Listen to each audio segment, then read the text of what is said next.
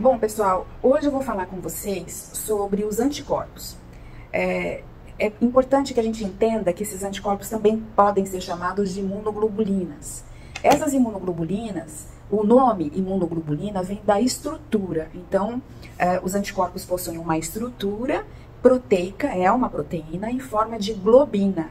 Por isso a gente vai chamar de imunoglobulinas. Os anticorpos, né, o nome anticorpo tem mais a ver com a função, né, que seria de neutralizar partículas antigênicas. Essas imunoglobulinas, também chamadas de gama-globulinas, estão dispersas no sangue, no soro, diluídas ali, né? São proteínas que estão em todos os, não só no sangue, mas em todos os fluidos corporais. A gente pode encontrar esses anticorpos, inclusive, por exemplo, no esperma, né?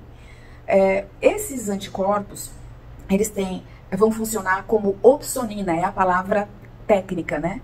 Para a forma de, na verdade, ele gruda na partícula antigênica, né? No antígeno, que pode ser um vírus, uma bactéria, um protozoário, né? Não importa qual seja esse antígeno. Pode ser, inclusive, uma outra célula. Então, num transplante, por exemplo, né, que eu vou receber um órgão de algum doador, eu posso fazer anticorpo contra determinantes antigênicos ou proteínas de superfície daquela célula, tá? Posso também fazer anticorpos contra aquilo que eu deveria tolerar, né? Substâncias que são chamadas de tolerógenos, oriundos da alimentação, por exemplo, ou pólen, poeira, que ali não contém o antígeno, não é uma partícula patogênica que quer agredir e se multiplicar, por exemplo, nas minhas células, né? Mas eu posso também, se eu for hipersensível, fabricar anticorpos contra aquilo que eu deveria tolerar, tá? Bom, então a função, a finalidade maior dos anticorpos, né, normalmente no indivíduo normal, é nos proteger contra esses agentes estranhos, né, contra os patógenos. Que moléculas são essas? São moléculas proteicas, monoméricas, vocês estão vendo aqui a figura. Monomérica significa apenas uma única, né, uma partícula única, mas que ela é subdividida, elas são ligadas com pontes de enxofre, né? Mas elas estão subdivididas também em porções. E eu vou chamar, por exemplo, a cadeia, né? Subdividir em cadeia como cadeia pesada, como vocês estão podendo observar na figura, ou cadeia leve, né? Então elas são presas a uma estrutura única. E ainda posso subdividir em duas porções essa molécula. Na porção baixo, como vocês estão vendo aqui, e na porção FAB da molécula. Essa porção FAB, a pontinha dela, vai bem a região pequenininha, né, na extremidade da molécula, eu vou chamá-la de porção variável. Essa porção variável da molécula que se liga a determinantes antigênicos do antígeno. O que seria isso, determinantes antigênicos do antígeno? São porções que vão ser reconhecidas, né, e que vão permitir a ligação do anticorpo a elas. Ou seja, este anticorpo foi fabricado pelo meu linfócito, uma classe de linfócitos chamados de linfócitos B, que vão fazer com que aquela proteína, aquela porção variável da molécula, seja a imagem inversa do meu antígeno. Então, ela vai ficar facilmente acoplável, né? Se ela é imagem inversa, se ele é arredondado, o meu anticorpo também, a porçãozinha variável da molécula, se adapta, se liga àquela porção, porque elas são imagens complementares, né? E assim a gente tem uma coisa chamada de especificidade. Então, os meus anticorpos são específicos para determinados antígenos. Então, por exemplo, se eu entrei em contato com um vírus da gripe, influenza, eu vou fabricar anticorpos que vão neutralizar esse vírus. Mas esses anticorpos não servem para neutralizar, por exemplo, o vírus HIV. É vírus? É, mas são vírus diferentes. Então, até próprios fragmentos, né, os determinantes antigênicos, essas proteínazinhas que são diferentes no mesmo vírus, vão suscitar ou vão fazer com que os meus anticorpos sejam direcionados especificamente para aquela proteína que está ali, né? Então, a hemaglutinina é diferente da neuraminidase, que são proteínas diferentes do mesmo vírus influenza, mas eu tenho anticorpos diferentes que vão se ligar a essas proteínas diferentes do mesmo vírus, né? E isso faz com que esses anticorpos sejam considerados específicos para aquela molécula e não para outras, certo?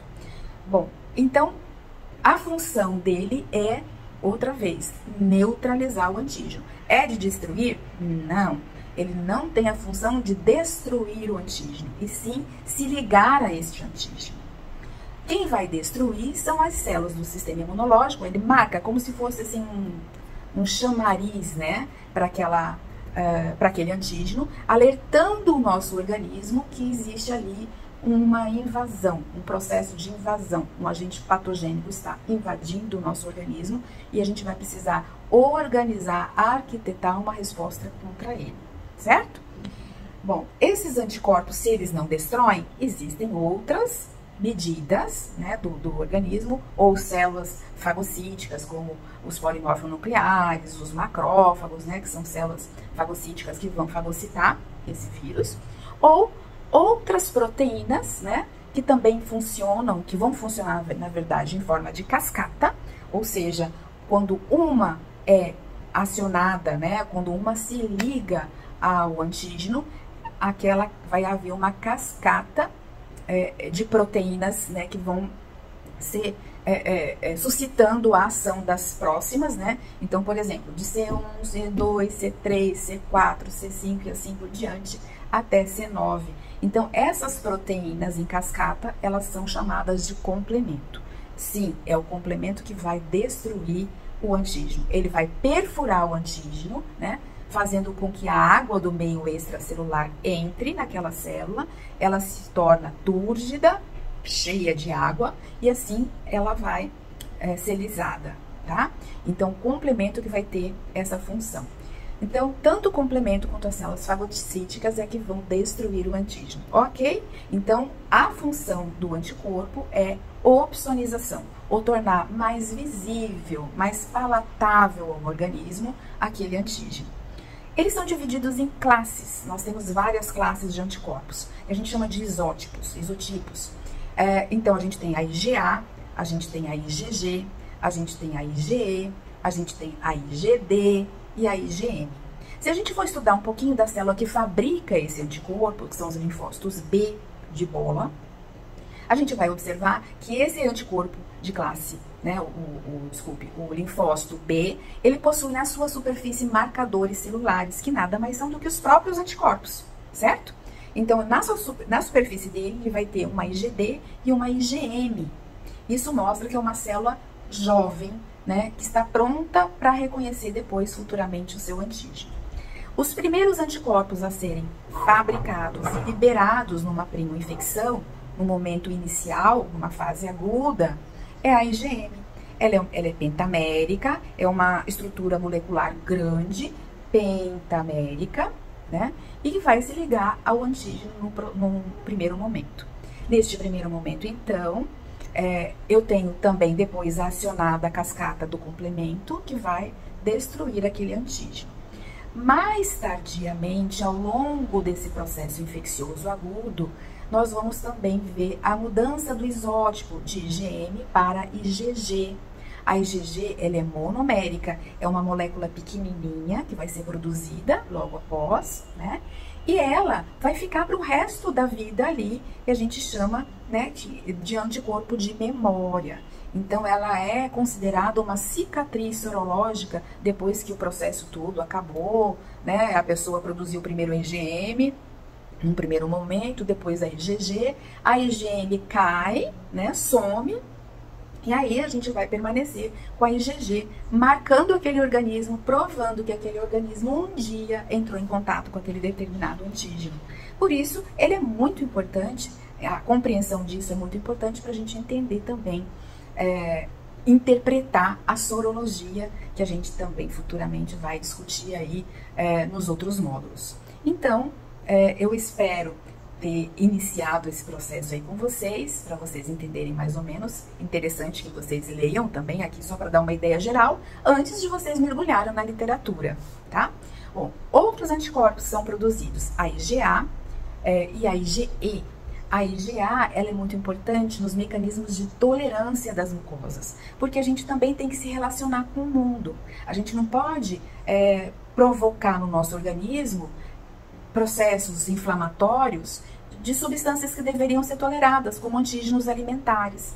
Então, no outro vídeo que eu falei anteriormente, dou uma noção do que é antígeno, né? Porque a gente tem uma tendência a imaginar que antígeno é só coisas ruins, mas não. Os antígenos alimentares, eles são importantes e devem ser tolerados, porque eu não posso fazer, né, diarreia toda vez que ingerir um alimento, né? Porque eu preciso dele para me nutrir. A mesma coisa é viver ao ar livre, né? Então, é preciso inalar poeira, às vezes, pólen, e são antígenos inócuos, ou seja, antígenos que não são patogênicos e que eu preciso conviver com eles. Então, essas imunoglobulinas, que são as IgAs, permitem, né, que na minha mucosa elas fiquem ali atapetando toda a minha mucosa, tanto do balde, que é a mucosa brônquica, quanto do gáudio da mucosa do trato gastrointestinal, e vai fazer ali com que eu tenha esses mecanismos, né, de tolerância e consigam ali neutralizar tanto esses antígenos quanto os patogênicos, certo? E a IgE, ela é presente quando eu tenho infecções, por exemplo, por eumintos, nemateumintos, que estão lá no meu trato digestivo. Os indivíduos com hipersensibilidade, eles possuem as IgEs contra os inóculos. Isso não é legal, né? Isso demonstra que esses pacientes simplesmente são mais sensíveis e respondem de uma maneira exagerada àquilo que deveria realmente ser tolerado.